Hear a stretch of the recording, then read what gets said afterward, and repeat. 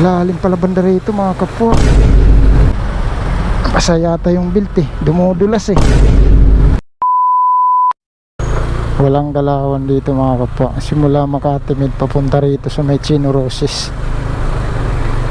Malamang sa malamang nito baha pa dyan sa may Chino Roses. Kaya hindi umuusad yung mga 4 wheels. Grabing tagal nating na-stuck dun ah. Kung naka-on yung camera ko, malamang abuti na lang ng lubat doon. Tagal naka-stuck. Diyos ko, dito na tayo, pababa na. Walang galawan yung mga 4 wheels oh. Sus, buti na lang talaga, nakakalusot-lusot pa tayo kahit pa paano.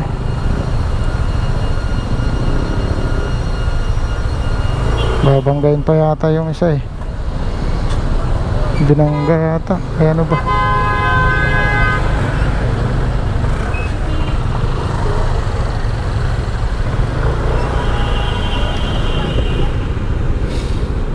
Dito sa bandang ibaba kasi, at dito yung binabaha, hindi pa masyadong hopa yung baha. Meron pa dito sa may mismong Chino Roses. Uy, Diyos ko po, Rode.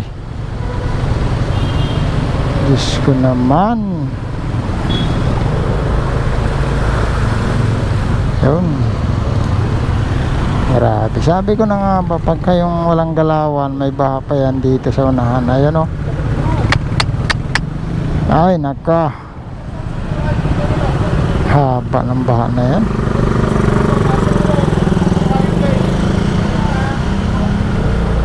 Woo, woo, woo, woo, woo. Para tayo nakasakay tuloy sa jet ski ngayon, mga kapwa. Sana hindi abutin yung tambutso natin. Talaga namang mapapamahal tayo nito ng ano. Puta, malalim-lalim dito ah. Parang nagsisi ako ngayon mga kapwa. Dapat mamaya na ako umuwi mga alas 10 ng gabi.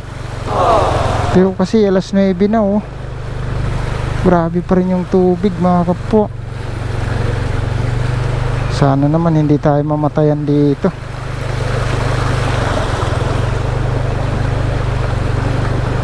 Lalim.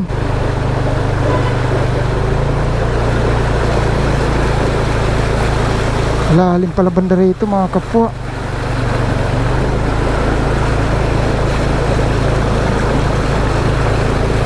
Kinakatakot ko baka matirik tayo.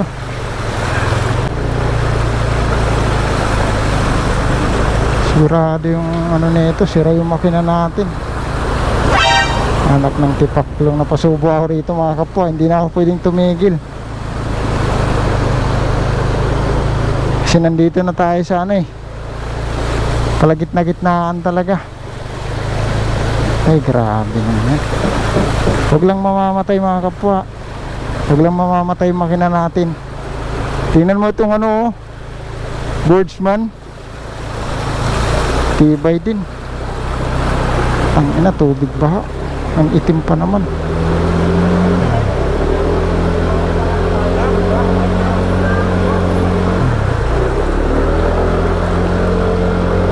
Tangina, nagluluko yung ano natin.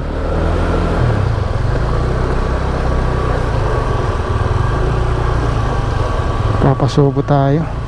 Baba kasing tambutso ng sa akin.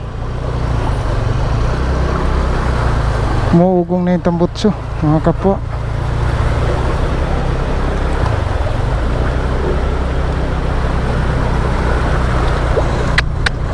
Rindi talaga yung motor natin na ito.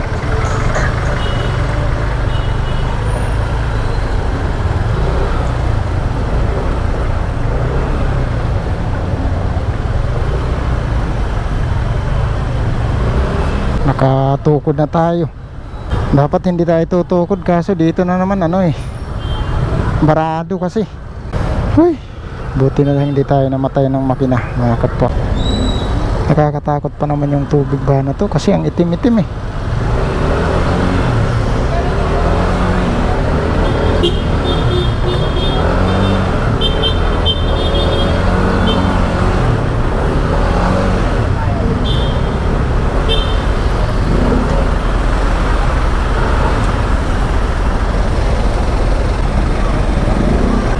gulong yung motor ko. Putang ina, hindi na nabasa yung belt. Matik to. Basa yata yung belt eh. Dumudulas eh.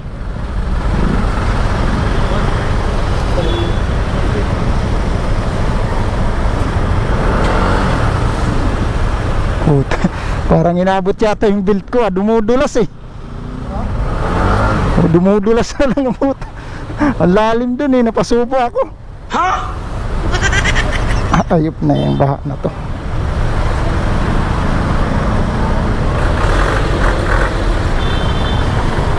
Tang inang inabot yung belt ko ah.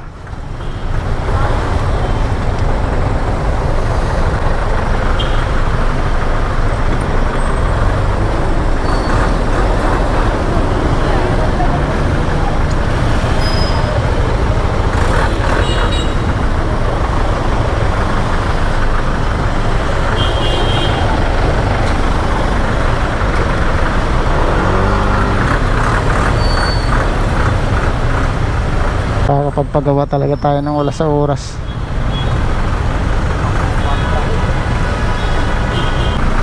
Kailangan magpalinis tayo nito ng panggilid mga kapwa.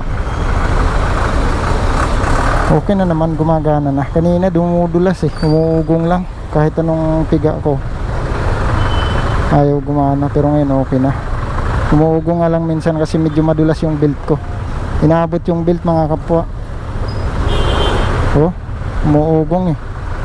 Hindi masyadong umabante pag pinipihit ko yung ano dito. Oh, kunti lang.